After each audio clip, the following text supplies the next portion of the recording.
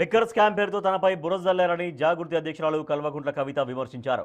గత 4 ఏళ్లుగా చేయని తప్పుకు తన కుటుంబం మానసిక వేదన అనుభవించిందని చెప్పారు. దేవుడి దయతో తనపై ఉన్న కేసును కోర్టు పూర్తిగా కొట్టేసిందని తెలిపారు. ఈ కేసు నుంచి విముక్తి లభిస్తే కాలినడకన తిరుమలకు వస్తానని, చేసిన మొక్కులు తీర్చుకునేందుకు తిరుమలకు వచ్చానని కవిత వెల్లడించారు.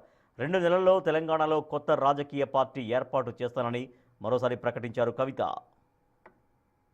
ఏదైతే ఉందో మొన్న దేవుడి దయ వల్ల మా యొక్క నీతి నిజాయితీ వల్ల మరి సంపూర్ణంగా కొట్టుడు వేయబడ్డది కాబట్టి స్వామివారికి కాలినడకన వచ్చి మొక్కు చెల్లిస్తామనేటటువంటి మొక్కు ఉంది కాబట్టి ఆ మొక్కు చెల్లించుకోవడానికి ఇవాళ తిరుమలకు రావడం జరిగింది. చాలా సంతోషం. ఎప్పుడు తిరుమలకు వచ్చినా మంచి జరుగుతుంది. మొన్న కూడా నేను జైలు నుండి విడుదలయ్యాక 3 నెలల కింద వచ్చి వెళ్ళాను. స్వామివారి దర్శన భాగ్యంతో సంపూర్ణంగా కేసే పోయింది.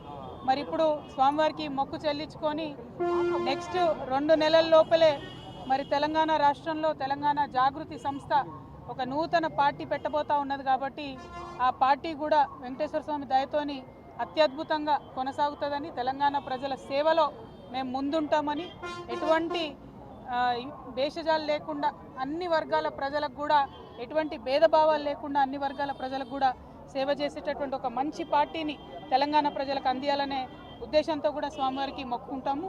పార్టీ పెట్టిన తర్వాత మరిన్ని నూతన కార్యక్రమాలు తీసుకున్న తర్వాత ఖచ్చితంగా స్వామివారి దర్శనానికి మళ్ళీ వస్తూ